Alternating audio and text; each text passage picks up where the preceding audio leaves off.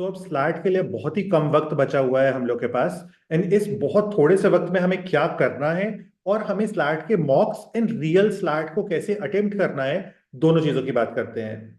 But let start with another very important thing, that is cut off कितना होता है slate का। Symbiosis Pune का कट ऑफ होता है अप्रोक्सीमेटली 48 to 50 मार्क्स। तो इस ब्रैकेट में तुम्हें फॉल करना होगा। अब स्टार्ट करते हैं मेन चीज से, तुम्हें पेपर को अटेम्प्ट कैसे करना है या तुम्हें मॉक टेस्ट कैसे देने हैं यहां से कि तुम सक्सेसफुली स्लैट को क्रैक कर पाओ।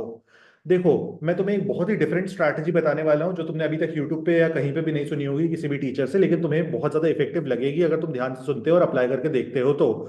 क्या करना होगा हमें, स्लाइड तुम्हें पता होगा 5 सेक्शंस पूछता है, 12 क्वेश्चन हर सेक्शन से आते हैं, टोटल 60 क्वेश्चंस आते हैं, 60 मिनट्स मिलते हैं। स्लाइड का पेपर कब शुरू होता है कब खत्म होता है, मॉक कब स्टार्ट होता है कब खत्म होता है, तुम्हें पता भी नहीं चलेगा, इतना जल्दी टाइम खत्म होगा।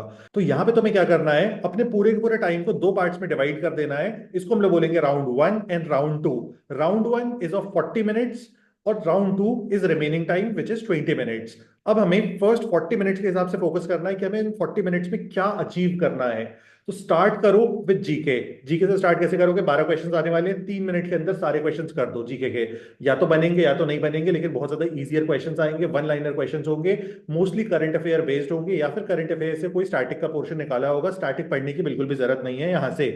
तो अब 3 मिनट में इसको सॉल्व कर दिए, नेक्स्ट मूव करो लीगल रीजनिंग पे। लीगल रीजनिंग में फिर से 12 मिनट में 12 क्वेश्चन करो। लीगल रीजनिंग में दो तीन तरह के क्वेश्चंस मिलेंगे, प्रिंसिपल फैक्ट मिल सकता है, इन्फरेंस मिल सकता है, या फिर किसी वर्ड का तुमको मीनिंग पूछा हो सकता है, या फिर कोई लीगल नॉलेज का क्वेश्चन पूछा जा सकता है। लाइक पूछ लिया कि आर्टिकल 14 में क्या है, या राइट टू इक्वालिटी किस आर्टिकल के अंदर है। इस तरह से कोई भी क्वेश्चन फ्रेम किया जा सकता है, लेकिन इसको सॉल्व करने में बहुत ज्यादा टाइम नहीं लगेगा।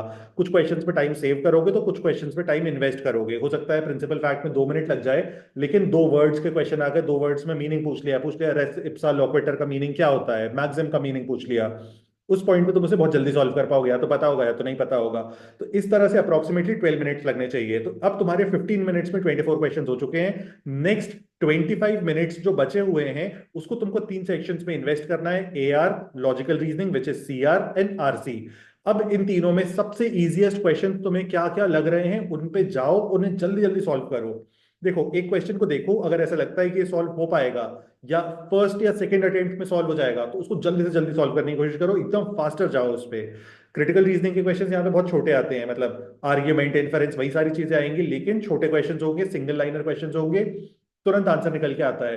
तो उसको जितना जल्दी हिट करोगे उतना ज्यादा बेनिफिट देगा तुमको। तो अब इस पूरे वक्त में तुमको कोशिश करनी है इन 25 मिनट्स में मिनिमम 20 क्वेश्चंस तुम अटेम्प्ट कर लो। तो अब क्या होगा, राउंड 1 के एंड तक तुम 40 मिनट्स में 44 क्वेश्चंस अटेम्प्ट कर चुके होगे। अब नेक्स्ट 20 मिनट्स के अंदर तुम्हें कोशिश करना है 16 to 17 क्वेश्चंस अटेम्प्ट करने की। 16 to 17 is best case scenario, worst case scenario is 10 to 11। इतने क्वेश्चन तुम्हें अटेम्प्ट करने ही होंगे, क्योंकि कट ऑफ बहुत ज्यादा हायर जाती है। सिम्बाइसिस की पेपर बहुत इजी होता है इन कंपैरिजन टू क्लैट और any other law entrance exam. तो इस तरह से सारे मॉक्स यहां से अटेम्प्ट करो, यहाँ इसी तरह से तुम स्लैट को भी अटेम्प्ट करने की कोशिश करो, 100% तुम्हें सक्सेस मिलेगी। अदरवाइज अगर तुम 1 घंटे में पूरा कुछ भी लेके बैठ जाओगे तो तुम्हारा टाइम कब निकलेगा तुम्हें पता भी नहीं चलेगा। तुम मॉक में टेस्ट करके देख लो दोनों मेथड्स को, तुम्हारे लिए मेरी मेथड ज्यादा अच्छा वर्क करेगी, आई कैन गारंटी। अगली बात, अब हमें पढ़ाई में क्या करना है इन रिमेनिंग डेज। सबसे पहला टास्क होना चाहिए एवरी सिंगल डे 2 मॉक्स देने हैं। देखो, सिम्बाइसिस के मॉक बहुत ज्यादा इजियर होते हैं, नंबर 1। नंबर 2, उन मॉक्स में बहुत ज्यादा टाइम नहीं लगता है, 1 घंटे के होते हैं, तो 2 घंटे में तुम 2 मॉक्स दे सकते हो। और अगर इसके बाद तुम 2 घंटे और इन्वेस्ट करोगे तो उन सारे के सारे मॉक्स का बहुत अच्छे से एनालिसिस कर पाओगे। तो तुम्हें दोनों चीजें करनी है, एवरी डे जब जितना भी रिमेनिंग वक्त बचा हुआ है 2 मॉक्स देने हैं, उसका बहुत अच्छे से एनालिसिस करनी है। इसके बाद स्टैटिक जीके जैसा मैंने बताया पढ़ने की अब बिल्कुल भी जरूरत नहीं है।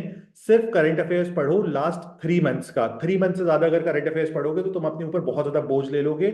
उतना ज्यादा बोझ लेने की जरूरत नहीं है, क्योंकि इतनी सारी चीजें हैं, वन लाइनर क्वेश्चंस में इतना ज्यादा बढ़ जाता है कोर्स कि तुम सब कुछ कवर नहीं कर पाओगे। अब ऑब्वियसली बहुत ज्यादा कम टाइम बचा हुआ है, क्योंकि तो कोशिश करो 3 मंथ को बहुत अच्छे से कवर कर लो, उससे जो भी क्वेश्चन आएंगे तुम्हें सारे के सारे बनने चाहिए। और यहाँ पे एनालिटिकल रीजनिंग के 12 क्वेश्चन आते हैं, तो इस एनालिटिकल रीजनिंग को सॉल्व करने के लिए तुम एक बार एम के पांडे को गो थ्रू कर सकते हो। एम के पांडे को मैंने टेलीग्राम चैनल पे डाल दिया है, टेलीग्राम चैनल पे तुम जाके उसको डाउनलोड कर सकते हो, और वो तुम्हें बहुत ज्यादा हेल्प करेगा।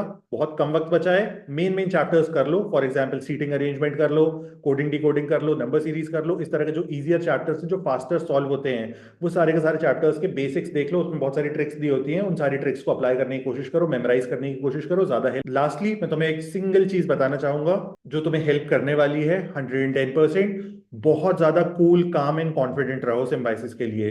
इसलिए बोल रहा हूं क्योंकि अगर सिम्बाइसिस के पहले तुम थोड़े से भी नर्वस रहोगे, क्लाउडेड रहोगे, परेशान रहोगे, तो 1 घंटे में जाके अच्छा परफॉर्म नहीं कर पाओगे। Symbiosis is all about speed, slate is all about speed. यहाँ पे स्पीड डिटरमाइन करेगी तुम्हारे सिलेक्शन को, अनलाइक क्लैट जहां पे तुम्हें एक्यूरेसी और स्पीड दोनों चीजें साथ में बहुत अच्छे से मेंटेन करके जानी होती थी। यहाँ पे भी तुम्हें वही चीज करनी है, एक्यूरेसी के साथ मेंटेन करना है। लेकिन यहाँ पे एक डिफरेंस ये आ जाता है, टाइम बहुत ज्यादा कम होता है। तुम जब तक अपनी मैक्सिमम स्पीड को गेन करते हो ना, तब तक वो टाइम खत्म होने वाला रहता है। तो इसलिए फास्टर मैनर में स्टार्ट करो, तभी तुम इसको अच्छा कर पाओगे। प्लस सीबीटी बेस्ड टेस्ट है, तो इसमें थोड़ी सी डिफिकल्टी तो होती है सीबीटी बेस्ड पेपर्स में हम लोग को, क्योंकि उस पर कंप्यूटर स्क्रीन पे सारी चीजों को देखना होता है, अनलाइक क्लैट एंड एलेट। तो थोड़ा सा डिफरेंट होता है, बट स्टिल तुम मैनेज कर सकते हो। बहुत ज्यादा लंबे और बड़े क्वेश्चंस नहीं होते, बहुत इजियर क्वेश्चंस होते हैं। लास्ट ईयर का मैं एक इंसिडेंट बता दे रहा हूँ, तुम इसे याद रखना क्योंकि ये भी तुम्हें हेल्प करने वाला है। लास्ट ईयर 2 पेपर्स हुए थे, इस साल भी 2 पेपर हो रहे हैं स्लैट के। 2 अटेम्प्ट आप दे सकते हो हर साल में। बेस्ट ऑफ दोज को कंसिडर किया जाता है, जिसमें तुम्हारा सबसे अच्छा स्कोर होगा उसको वो लोग कंसिडर करेंगे। अब एक पेपर बहुत ज्यादा इजियर आया था, एक पेपर बहुत ज्यादा डिफिकल्ट आया था, तो अब डिफिकल्ट और इजी पेपर आ गया तो उसमें कोई स्केलिंग नहीं करते हैं वो लोग कि दोनों को मैच करने की कोशिश करेंगे। इसलिए कोशिश करो दोनों अटेम्प्ट्स को बहुत अच्छे से देने की। जितना अच्छा अटेम्प्ट दोगे उतनी ज्यादा हायर चांसेस होंगे सिम्बाइसिस में एंटर करने के।